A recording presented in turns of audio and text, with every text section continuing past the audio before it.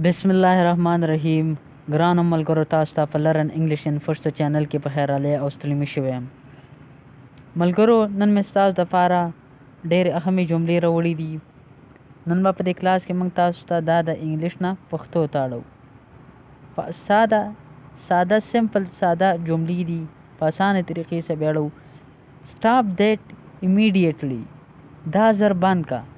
کو یو شی او موږ یو کس ته وایو چې دا زر بند کا، نو په انګلیش کې به ورته وایي سټاپ دیټ امیډیټلی.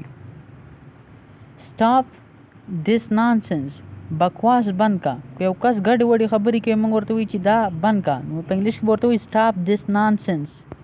ټیک ا نیپ، لږ وخت سمله. کو موږ یو کس ته وایو چې یا لږ وخت سمله یا لږ وخت ډډه واچوه، نو په انګلیش کې به ورته وایي ټیک ا نیپ.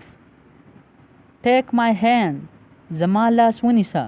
کو موږ یو کس ته وایو چې دا زما لاس ونیسه، نو په انګلیش کې به ورته وایي ټیک مای هینډ. ډیډ یو ډبل چیک، آیا تا دا دوه ځله وکتو. کو موږ یو کس ته وایو چې تا دا شي دوه ځله وکتو، نو په انګلیش کې به ورته وایي ډیډ یو ډبل چیک. آی ډبل چیک ایوریثینګ، ما دوه ځله ټول هر څه وکتو. کو موږ یو کس ته وایو چې ما دوه ځله ټول هر څه وکتو، نو په انګلیش کې به ورته وایي آی ډبل چیک ایوریثینګ. سټے ا وایل، لږ ودرېږه. کو موږ یو کس ته وایو چې لږ شان ودرېږه، نو په انګلیش کې به ورته وایي سټے ا وایل. سټینډ ان لاین، په قطار کې ودرېږه. کو موږ یو کس ته وایي چې په قطار کې ودرېږه، نو په انګلیش کې به ورته وایي سټینډ ان لاین. منی چینج پیپل، روپۍ خلک بدلوي. کو موږ وایو چې دې کس څه روپۍ ډېرې شولې او ده کې تبدیلیانې راوستې، نو په انګلیش کې به ورته وایي منی چینج پیپل. I feel a pain، زه درد محسوسوم. کو زما په بدن کې درد دی، نو هغه چې موږ محسوسوو، نو په انګلیش کې به موږ وایو I feel a pain. I have scarcity of money، ما سره د روپو کمی دی. کو موږ یو کس ته وایو چې ما سره د روپو کمی دی، نو په انګلیش کې به ورته وایي I have scarcity of money. Complaints are rare، شکایتونه کم دي. rare وی کم ته، نو موږ وایو چې شکایتونه کم دي، نو complaints are rare. واک اف دیم، دا را پاسوه. کو په کور کې یا په یو ځای کې خلک ملاستي، موږ یو کس ته وایو چې دا را پاسوه، نو په انګلیش کې ورته وایي واک دیم اپ. ویټ ټل 7، 7 بجو ته صبر وکړه. کو موږ یو کس ته وایو چې 7 بجو پورې صبر وکړه یا 7 بجو ته صبر وکړه.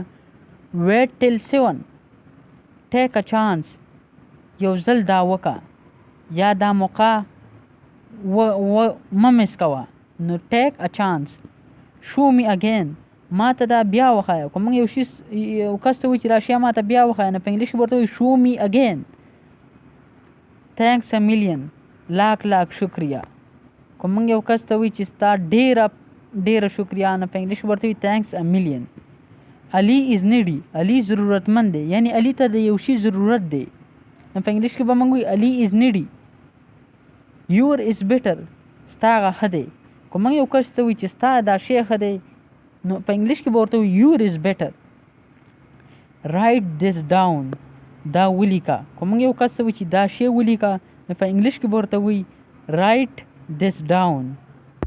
ملګرو، زموږ نننی کلاس بس همدومره و. په تلو کې زه تاسو ته دا ریکویسټ کوم چې زما ویډیوګانې لایک کړئ، چینل سبسکرایب کړئ، خپلو ملګرو سره شیر کړئ. زه تاسو له دا یقین دهاني در کوم چې تاسو زما چینل ګورئ، تاسو به بالکل داسې انګلیش وایئ چې تاسو کې او په انګریزانو کې به د انګلیش ویلو هیڅ فرق نه وي.